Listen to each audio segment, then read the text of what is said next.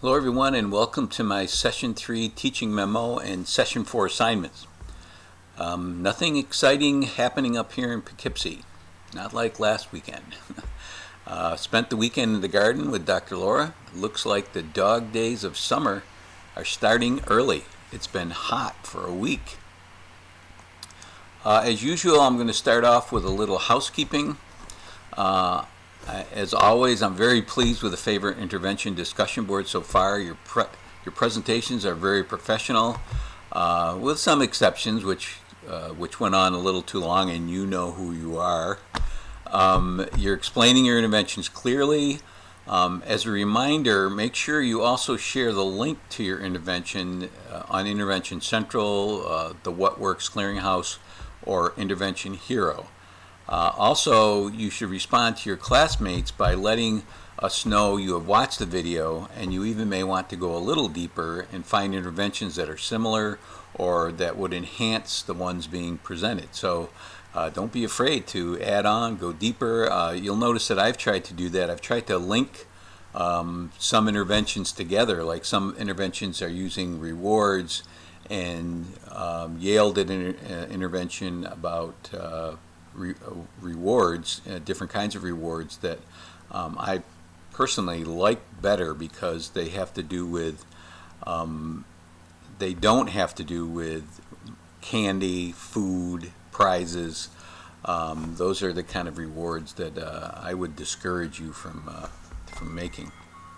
Many of you are adding web links to your discussion board posts, which is a good thing. In the video that goes along with this, which I'm doing right now, I'm going to demonstrate how to use the link icon so in the text box, so you can click on the link rather than cutting and pasting it. So a lot of you are adding links, but you're not making them live. So if I go into the, I'll take, say, I'll take Michelle's link here, and you all can edit your posts, by the way. You'll see down on the bottom there's I've made all these options available. So I'm going to go in and edit, and I think I added this, I might have added this myself. You highlight the link. Well, if you can, if my computer is acting funny. Okay, you highlight the link, and you'll notice up here that this becomes shaded, this link becomes shaded. Now, I've already connected this or made it live, but I'm going to use it to demonstrate. If you want to unlink it, you click this broken link here. But to link it, highlight it, then click on this link icon, and it'll open up this web page. And what you do is you go up here where it says link path, and you Control V. So you copy and paste the link into this this box here, and then you go down to this Dropbox link, and you click on Open in a New Window. And what that does is it opens a new window with the link in it rather than taking you out of Blackboard. We don't want that. We don't want people to get out of Blackboard because they may have trouble getting back, if you know what I mean. That is something that you should all be able to do now, is to make your links live. I've graded a few of the double entry journals on response to intervention, and I have one major piece of feedback, actually a couple of major pieces. When you react to a quote, I want to hear your voice. A lot of you are cutting and pasting quotes into your annotations. That's not what I'm looking for. I want to know what you're thinking. I want to know what's in your head. I don't want to know, I don't want to see what the authors wrote. I want to see what, this reminds me of something Tovani said when she talked about the purposeful reading, and she was reading a chemistry text and had no clue what she was looking for. That's the kind of connection I want, rather than just cutting and pasting a quote. You also should be connecting to my videos especially in this double entry journal, because I mentioned a lot about progress monitoring in my video, and there's not a lot of that talked about in the Fisher and Fry chapter or the Bender and Shores chapter. They do mention it in Cohen and Spencer, and actually Cohen and Spencer, they give an example So that's something you should connect to. The same way connecting it to my presentation, I give an example of a progress monitoring chart. So that's a big idea that you should take and internalize. Some of the big ideas of the favor and intervention and the response to intervention, I think RTI is one of the most important topics covered in this course, and in this, especially in the special education portion, the first 3 weeks, because it pertains equally as well to regular ed classes as it does to special education classes. The double entry journals that I've read to this point have indicated an excellent understanding of the process, from universal screening to research-based curriculum to interventions, progress monitoring through CBMs, and progression through the 3 tiers of intervention. So in a nutshell, that's the process of response to intervention. Remember, it's a process. It's not just using an intervention and then saying, oh, I tried. As I said, I'm impressed with the quality of the intervention videos and your responses to each other, which I think are great. My goal is that you'll be exposed to the vast array of research-based interventions that are available. As you can tell, I'm a big fan of Jim Wright's Intervention Central, but as I continue to use it, I noticed that his references to research, some of them are becoming dated, although I did see a 2014 citation that Margarita used for her mystery motivator intervention. So he is updating it. As you can see, not all the resources in Intervention Central are research-based interventions. Some are just suggested ideas for good classroom practice. Keep that in mind if you intend to use any of these strategies in an actual response to intervention. Your strategy has to be research-based, and you have to implement it with fidelity, which means you have to implement it exactly the way it's outlined in the research. You can't take a shortcut. You can't modify it. Otherwise, you cannot use it to say, yes, we use this research intervention, and here's the progress chart that was made, or here's the lack of progress that was made. So you're either going to try another intervention or you're going to go to the next tier. So that's the way RTI works, but it has to be a research-based intervention. Jacqueline brought this to the attention of us when she asked about the help signal, which Michelle shared. While there does not seem to be research to support it, it doesn't mean you can't use it as a classroom intervention, which Michelle did, and spoke very, very positive about how it worked. And I mentioned that in that group's post. I'm not sure which group it was. I think it might have been Group B, or Group 2. So check that out. But you can create a chart to monitor progress if there is a certain behavior, like acting out, calling out. In this case, the student crumpled up his paper and threw it. So you want to diminish that. So you want to see if this intervention diminishes it. So you keep a chart. Say every 15 minutes, you put a check mark. Still working. Check mark. Still working. Check marks. Sitting, waiting for me to come to him. So those are ways you can do that. As I said, some of you are making modifications to show how it might work for you, and again, that's okay. But again, if you change the protocol, you really can't use it. You can't go to an RTI meeting and say, "Hey, this is a research-based strategy I used. Oh, by the way, I modified it, but still, that's not okay." Just a reminder that the Favored Intervention Discussion Board is still open. It's open for another week.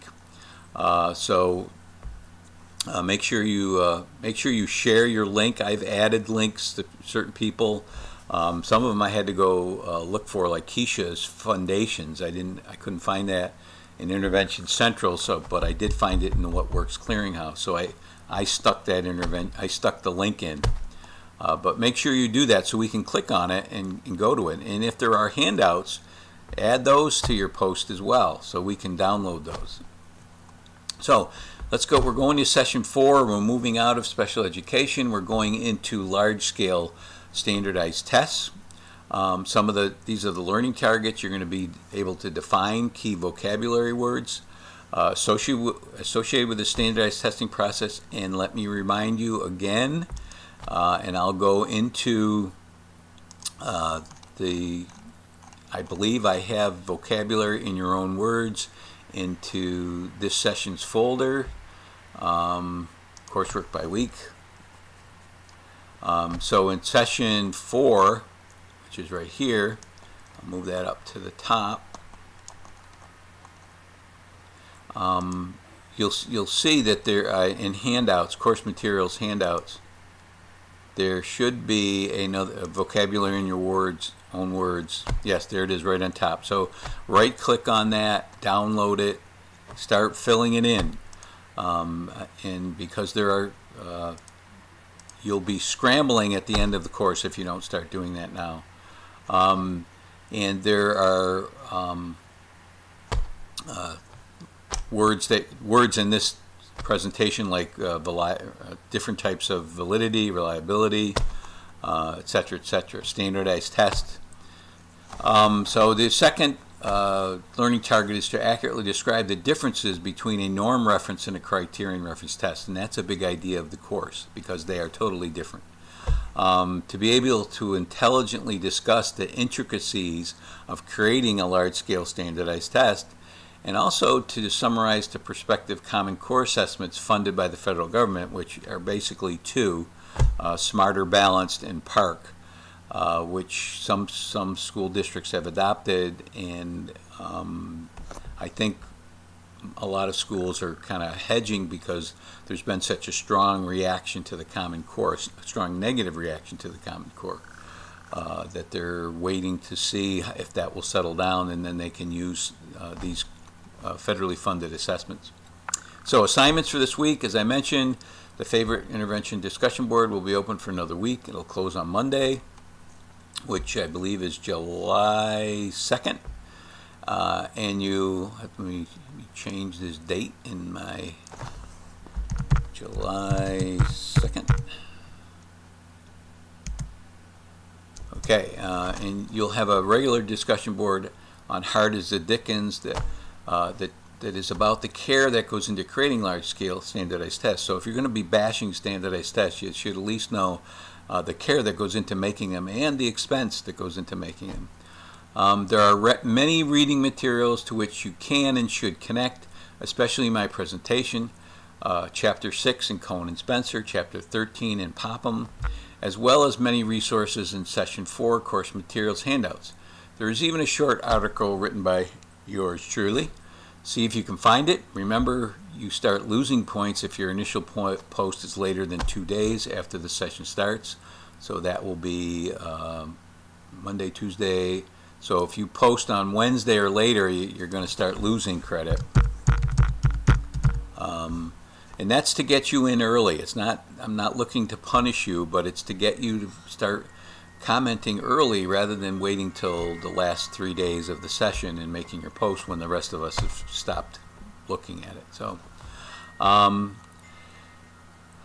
we're going to be looking at the cost of these assessments. Many of you will rail about how much they cost, but I've added an article that talks about the cost of creating the assessment, what percentage of a school district's budget these actually are. So you may be surprised that what that $1,000 per question, which you will find shocking, really amounts to when it comes to the percentage of a district's budget.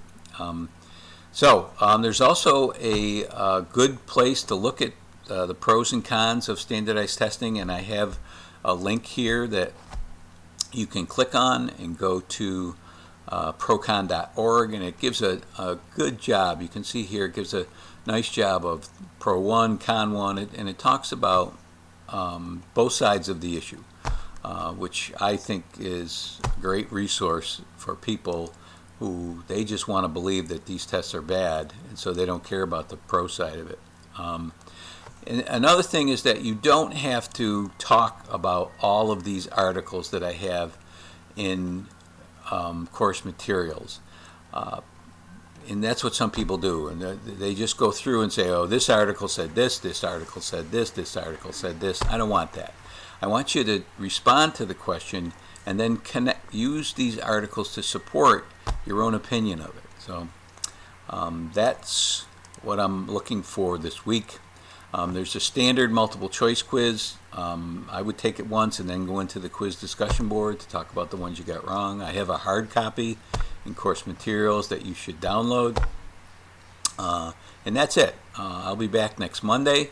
Hope everyone has a happy and safe 4th of July. And also, just a reminder that if you're interested in attending office hours, now I don't schedule these, but I'm available during the day, and I'm also available most nights, that if you send me a text message, and my phone number is on Blackboard.